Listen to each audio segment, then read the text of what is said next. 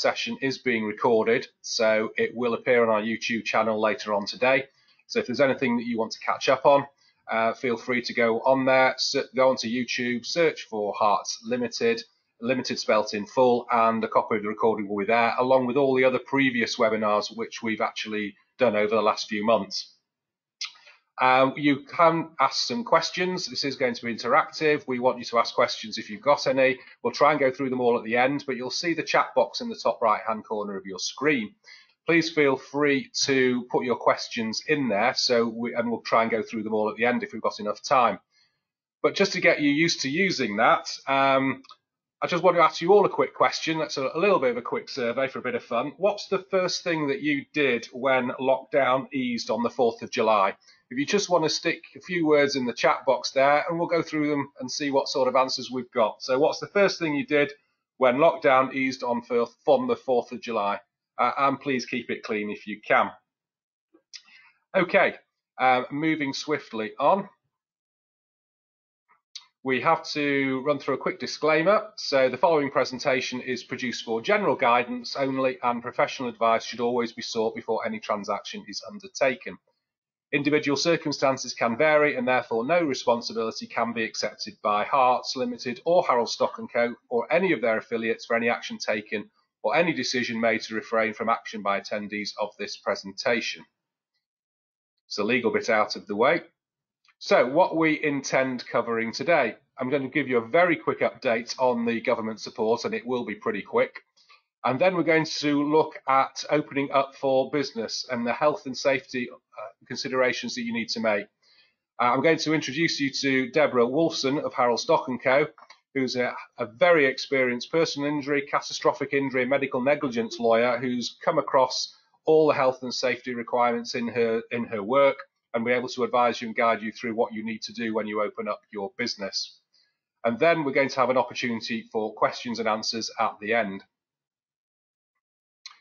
So moving swiftly on the furlough scheme, well, not much has changed since we did our last webinar. So if you missed that, it is up on the YouTube channel. A couple of bits and pieces to add in there. You can delete a claim online within 72 hours of actually submitting it. So if you put in a mistake or you've done something wrong, you can go on within 72 hours and get rid of that claim. We think this is all part of HMRC beginning to stick their oar into this. We mention again that survey of 2,000 businesses, 2,000 employers, of which 34% had actually asked their employees to work during the furlough, which is very much a strict no-no. So we think this is giving you the opportunity to actually delete your claim online. They are giving an amnesty. I think on the last webinar, at that point, it was 30 days. And this time round, the amnesty is likely to be 90 days, but we're waiting for a royal assent to be given to the finance bill before we actually see that. And the last date to claim up to the 30th of June is the 31st of July, so not that much time left. So you need to get your claims in all the way up to 30th of June. That claim has to be in by the 31st of July. If Harts are doing that, that will be done automatically. And now you can also start to make claims for the furlough scheme version 2, which started on the 1st of July. And the claims have to be for a minimum of a 7-day period. So we're past the 7-day period now, so you can now start to make claims. And bear in mind, the Chancellor is making a statement later on today at about 12:30. And we will update you if anything in there is of any significance. And a lot of it has already been leaked to the press, so we just need to keep an eye on that. And onto the self-employed scheme. As you know, it's all been extended for a further 3 months, and you can claim the grant if you didn't claim the first grant. What I would just like to touch on more specifically is what does it mean by adversely affected? And actually, Martin Lewis on his Money Saving Expert website, and I've included the link there, has some fantastic scenarios in there which enables you to have a look at. I'm going to briefly click through, and if this works, we should be able to get onto his website. Here we go. And if we scroll down, you'll be able to see some real life scenarios. My business is reopening in July. Can I claim grant 1, grant 2? There's all sorts of scenarios in here. Even if your turnover is higher, you still may be able to claim the grant. on the basis that it should have been even higher than it actually was. So have a look at that if you get the opportunity to, and you should be able then to come up to a decision whether you actually claim the second half of the self-employed grant. You can only start to apply for it mid-August, and so you've got plenty of time before you actually need to make that decision. And these is the examples which HMRC have given where if your business is adversely affected, you can claim under the self-employed scheme, and you're able to work because you're shielding, self-isolating, sick leave, caring responsibilities, or you've had to scale down or temporarily stop trading, supply chain has been interrupted, you have fewer or no customers, or your staff are unable to work. They have updated the examples on the HMR website since our last webinar. Previously, I think there were about 4 examples, all relating to builders. They've added another one on which doesn't relate to a builder. So not a huge amount of information in there. So how can Harts help you? We put this up last time. We've had our first session, and it's actually a 60-minute online session. We can go through all the choices that you've got under COVID-19, and that will include looking at your personal expenditure. What can you restrict? What sort of stuff can you claim? What can you defer? We'll identify areas that you may not have considered. And the first one we've done with a client, we identified a further £10,000 worth of savings or deferments. So it's well worth having a look at. If you want to get in touch with me, drop me an email and we can book in a session for you. My email address is there. Okay, that's the as much as I want to do. I'm now going to hand over to Deborah Wolfson from Harold Stock & Co. So just bear with me 1 second.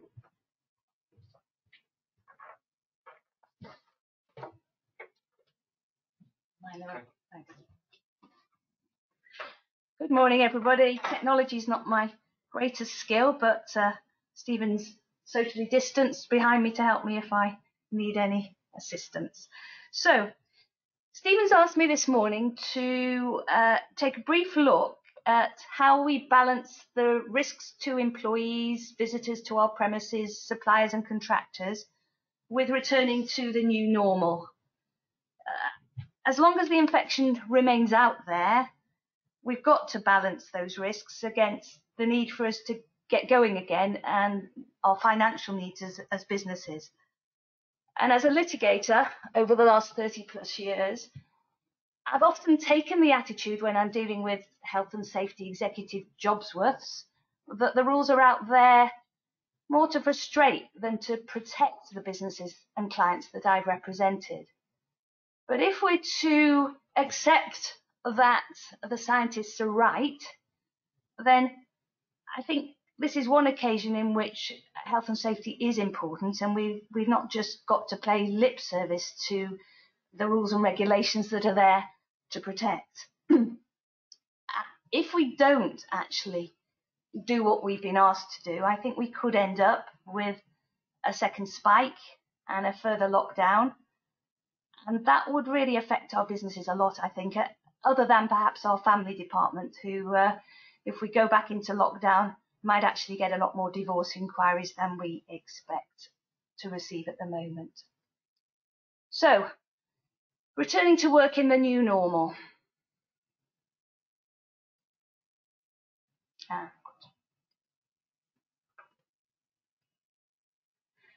Getting the legal stuff out of the way first of all. This is nothing new. This Health and Safety at Work Act has been around for 45 years or over. It has 3 main duties and obligations that it places on all of us in business, and I'm sure you're all very aware of these.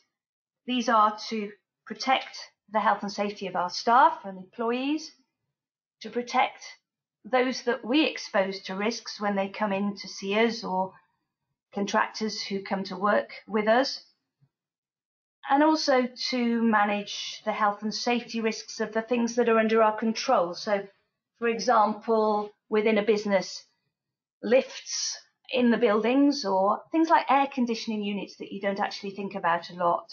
I've had a lot of experience in the past with Legionnaire's disease outbreaks, for example, in Barrow-in-Furness, where it turned out that it was the town hall air conditioning system that was spewing out into the road and into the surroundings Legionella bacteria.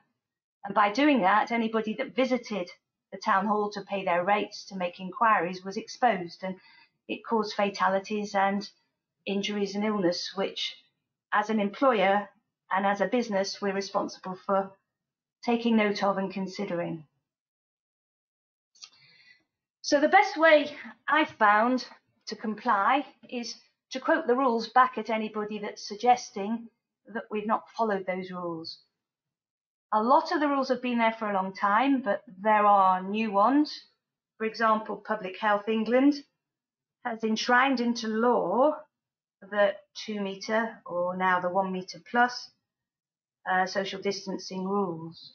Those obviously weren't there before, but they are rules that we can be fined and put in prison technically for up to 2 years if we are found by a spot check from the Health and Safety Executive we've not considered and implemented where possible. There are lots of specific Health and Safety Executive guidelines, 8 of them in fact, shops, branches of businesses, working from people's homes, pubs, bars, restaurants, etc. Those can all be found on the Health and Safety Executive website, and I can give you links if anybody's particularly interested in one or another. Risk assessments, they're massive. They not only have to be assessed, reassessed, changed, but also communicated. We've got to consider the risks posed by bringing people back to work, by our buildings, and by how we're going to work. The test, however, is not that we've got to eliminate all risks, as it suggests here perhaps, but that we've got to do everything reasonably practicable to minimise those risks if we can't eliminate them. Little bit like a driving test. You may know how to drive, but if you've got to do a test, you've got to show your examiner that you've turned to the left and turned to the right. With a risk assessment, we've got to set things out so that we can show others when they approach us that we've thought about it, even if it doesn't work. I put that in there to say that actually nothing much has changed, or it shouldn't have changed, but we have to deal with visitors, employees who perhaps don't apply, well, terms that I don't like to use anymore, but common sense. I think common sense has attracted a lot of attention. But the main 2 things that we have introduced during COVID and that we're meant to consider are the washing your hands for 20 seconds and the social distance. We always should have washed our hands when we've used facilities. We always should have kept an appropriate distance, perhaps not 2 metres, for all sorts of reasons. So before we draw up our formal risk assessments, we've got to look at the tests to be considered before we actually decide to reopen, we decide to bring people back to the workplace. Here they are. Is it essential? Is the work that your employee is doing essential to your business? If not, they can remain furloughed, full-time or part-time, since July the 1st. If the work is essential, is it vital that they return to the office, to the pub, to wherever it is you operate from? Can they continue to work remotely?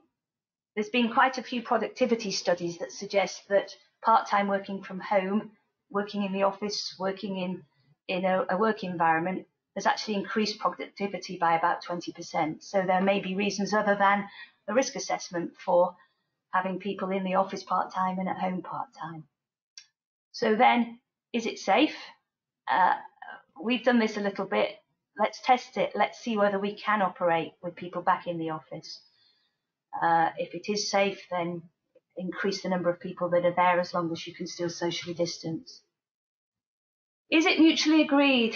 This is a big thing with risk assessments and getting back to work. Communication is absolutely vital. We have I know one of my colleagues would refer to it in a way that I perhaps can't, but there's a clapometer or a way of assessing the different attitudes that people have to COVID-19. Some people are of the camp that says, doesn't exist as I can't see it, and therefore I'm going to go about as I always have done. Other people at the other end are frightened to come out, and we've communicated with staff as we've gone along in lots of different ways, and we've asked them on one-to-ones for suggestions as to how we should get back to work. And at the far end of those that are frightened about coming back, we've had suggestions such as when we consider opening our post, which we get a lot of every day, well, I think you should provide PPE, protective equipment, for us to open the post, and then we should have a spray to spray that post, and then we should leave the post in quarantine for 3 days before we actually open it. Not practical, but it did show us the attitude of some of our staff who are desperately frightened that they will be the ones that will take COVID back to their families. So 2 types of risk in relation to the premises, risks in relation to people. So in relation to the premises, you need to look at the obvious, but they're sometimes not so obvious when you've been working in a particular way for years and years. Consider cleaning not only the big blitz that I personally have done in our offices, with help obviously, to get rid of years and years of paper that we don't need, and to make sure we've got surfaces that we can actually sanitize, but also on an ongoing basis to focus on, as it says here, things like door handles. If it's not a fire door, leave it open so that people don't have to touch it every time they come in and out. Equipment, I say later on, I thought it was going to be great. We could get rid of a lot of desks and have hot desks and get people to actually use a system of saying, well, I'm coming in today, so I'll use that desk. We can't do that at the moment with COVID. It may be later on, but at the moment, the government discourages hot desks because of the fact that you've got lots of different people touching the same equipment. Hygiene facilities, hand sanitizers, all a little bit obvious probably. Social distancing. Again, I'm not 100% sure about markers and barriers. A lot of places have been buying up all the Perspex barriers that you've got. I understand those fully when you talk about somewhere where there's a lot of people going past. If you were to open your reception again, which I wouldn't advise, maybe that's the place to put it. In shops, then yes, for the till operators.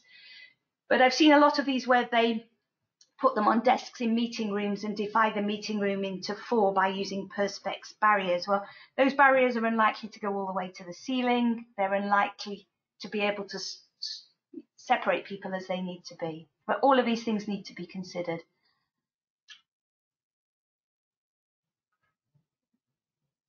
I can't see. Risks in relation to people. Again, it's a little bit like we talked about whether people can stay at home or still need to be furloughed. Which employees do we need to return? We've done some part-time return to some of our furloughed staff to say that they come in, well, they work 3 days out of 5, and of those 3 days they work at home 1 day or 2 days, whichever suits them, so that we can manage the level of work as it increases. And also manage them coming back in, because we have found again when people come back, they may not be scared of doing things, but they've certainly expressed a fear that they've forgotten what they knew and how to use equipment and systems that we introduced, fortunately, 4 or 5 weeks before lockdown, that meant we're less reliant on paper and we can work remotely. So identifying vulnerable employees and whether we have to treat them differently.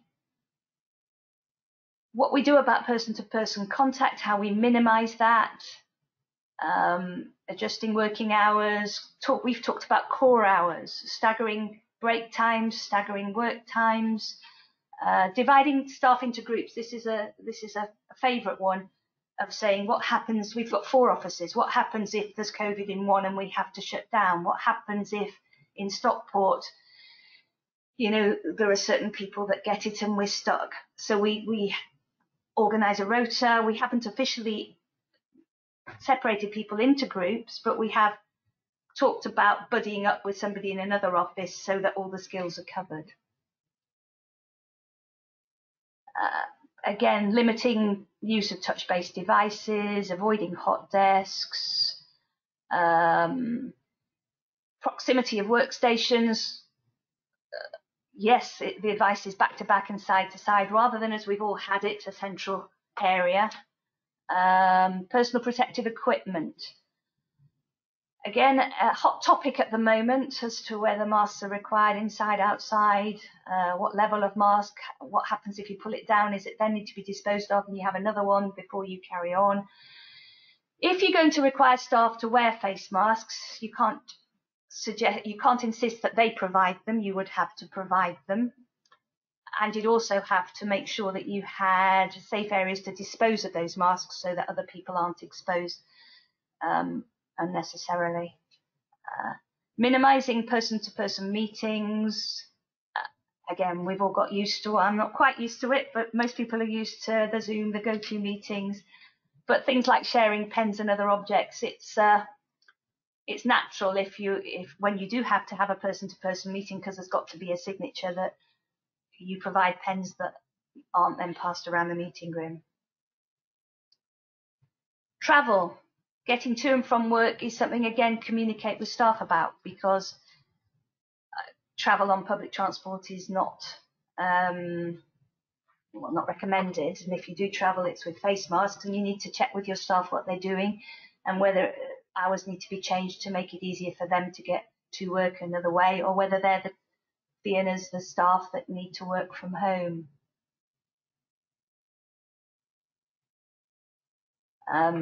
Well, speaks for itself. It speaks for itself, but it also suggests that some people will take things literally, and we found that amongst staff, that we have to be very clear as to what we mean. And then if we're asking staff to work from home,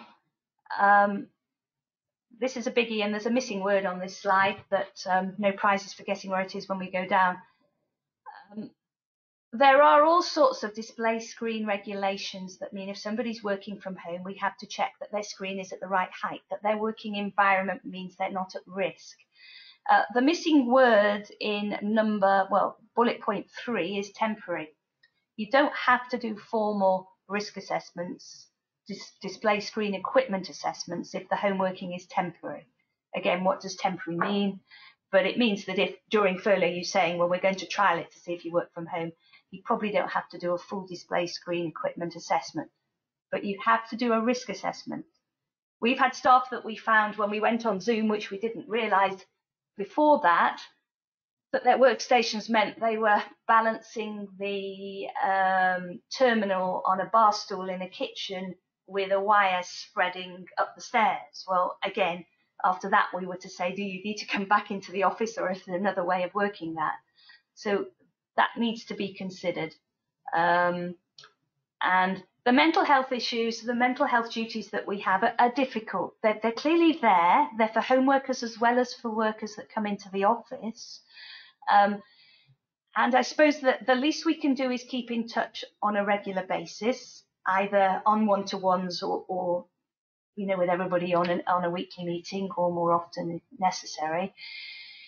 A lot of businesses have people who are trained, and we're fortunate that we've got a close connection with a charity that's very involved in mental health, that we've learned things, but you can't see everything. And the problem is that what we need to do is try and identify the stress that an employee has experienced under lockdown, both through work and home, at an early stage, to be able to ward off the problems that a lot of people are reporting that are increasing the sickness levels of people when they do return to work, because they can't cope with it, juggling an added thing that is work outside the home. So those are important. This is just me. I've done this all my life, just take a word and put things to it. So what I did here was just put a lot of the things we talked about in as a reminder of the things we need to think about. So communication, absolutely key. Cleaning, just look at your regime and check whether it needs changing. 1 metre plus. There wasn't a T in coronavirus, so I was glad they changed 2 metres to 1 metre plus. Risk assessment, I put that in bold because it's vital. And it's vital that you communicate before, during and after. And we've got a very boring risk assessment document, as you'd expect for lawyers, which runs to 34 pages. We've told the staff that it's boring. We've told the staff, however, that they have to read it, and we've told the staff that we can change it regularly if there are things that they think don't work. And we've also got them to sign a piece of paper or send us a WhatsApp or confirm that they have got it, that they have read it, and that they understand it.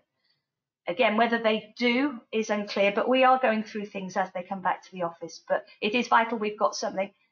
Again, as a litigator, when I'm acting for an individual against a business, so they've suffered a catastrophic injury by being crushed by a digger, whatever it might be, the first thing that I ask the employer before I go anywhere, if they're not accepting responsibility, is where are your risk assessments? Now, if you've got a business that, if you're self-employed or you have 5 employees or less, then you don't have to have a written risk assessment. But then how do you prove you did one in the first place? But for anybody else, every process, and this isn't COVID limited, for every process you need a risk assessment. If you're asking people to unload lorries and you know that they shouldn't climb on the back of the lorry, it's got to be in a risk assessment that you can prove they've seen.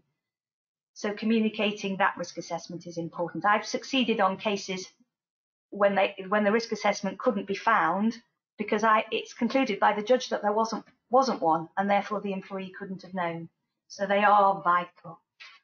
On-site signage, again, important to prove that you've thought about it and to give a reminder to people that come on site what the position is.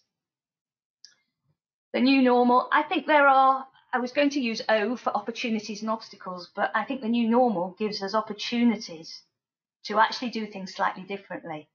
We've sat in rooms where we talked about accounting systems that we've run for years, and we had a room in one of our offices which was full of paper, which was said by the accountant that we, not external accountants, but our internal accountant at the time, was absolutely necessary because the external accountants would need it.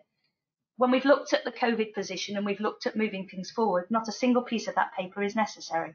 And therefore, when we run our month ends now, we don't print paper because we don't need it. And that's been one of the benefits of having to look at things again. Assessing commuting risk, not sure that's why that's in big writing. I think that was me going to put assess and reassess again. But the travel, that's what we're talking about there. Visitor restrictions. We can't have a ban on people attending our premises, but we can have a ban on them dropping in unannounced. We have a member of staff who's been with us for years who doesn't get this, so we've had to risk assess and move other staff out of that building for the moment, because if you can't know who's coming, you can't take their details for track and trace, you can't ask them the questions you've got to ask them, and you can't minimize the risk. So it's pointless having a process in place if you then don't implement it. Implementing a one-way system, not always possible, but if it's possible, that's one way of getting around things. Remote working assessments we've talked about.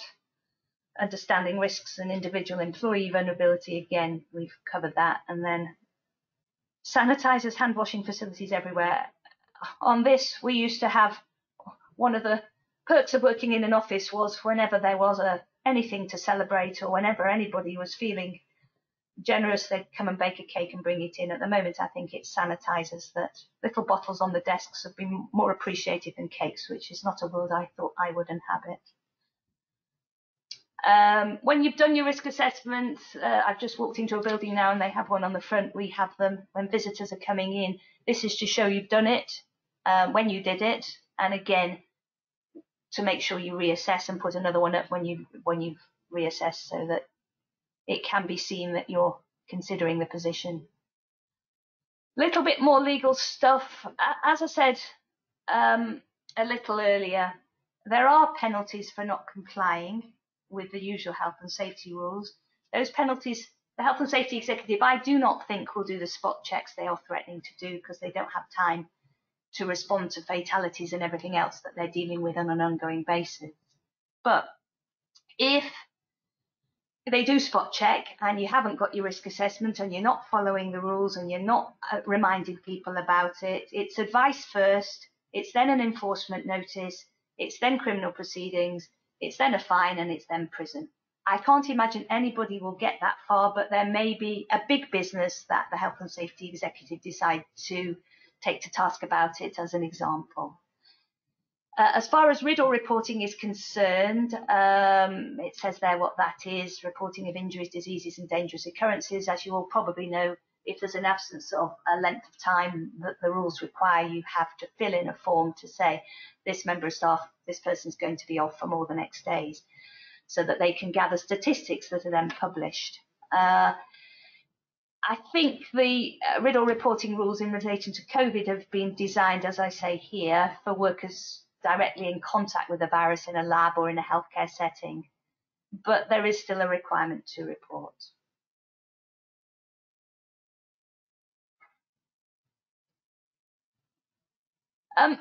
This was put here to really say you're damned if you do and you're damned if you don't. I think there's a little bit of that with the government at the moment without getting political, but you can only do your best.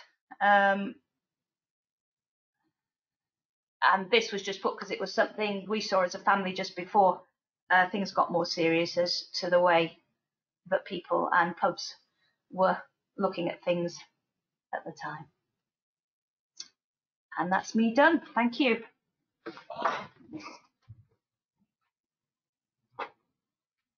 Okay, thank you very much indeed, Deborah. That's been fantastic, and I hope it's given you a general idea of what you need to be doing to be able to open up your business and carry on and look at all the sort of requirements that you're going to actually have to put in place.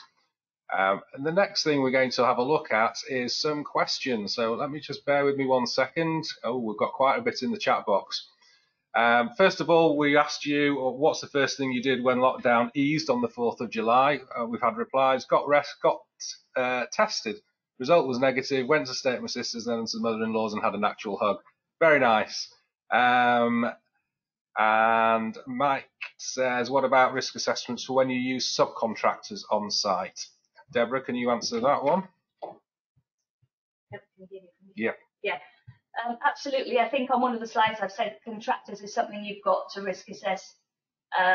So you need to contact them first to check that they've got a risk assessment and that they know what they're doing and that they then comply with the rules that you've put in place. As long as you've checked all of that and made a note and ensured that you can track and trace them as well if there's an issue, there shouldn't be any problems. Thank you. A couple of people carrying on the theme of what they did when the lockdown eased. Nothing. Avoided the public more than ever. Carried on as usual. Saw my grandson. Nothing. Continued working. And so on. Okay. Is there any more questions that anybody wants to ask in relation to the health and safety, and anybody wanting to open up their business and what sort of detail and requirements you need to do? Feel free to unmute yourself, and which is just literally clicking on the microphone icon and shout out your question.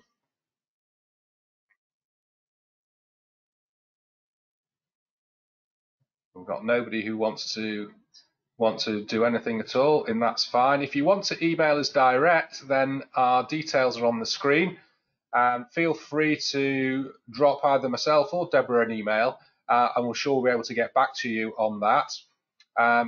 As I say, the recording of this will be up on YouTube later on today, and if you want to go back and cover off some of the items on there, please feel free to have a look and go for the recording. So all it remains for me to say is thank you very much indeed to Deborah for presenting for us. And if you've got any other suggestions of other webinars you'd like us to put on, then please drop me an email or drop any of the directors an email and we'll put something on for you. So enjoy the rest of your week, and thank you very much indeed for attending. Thanks. Bye-bye. Many thanks.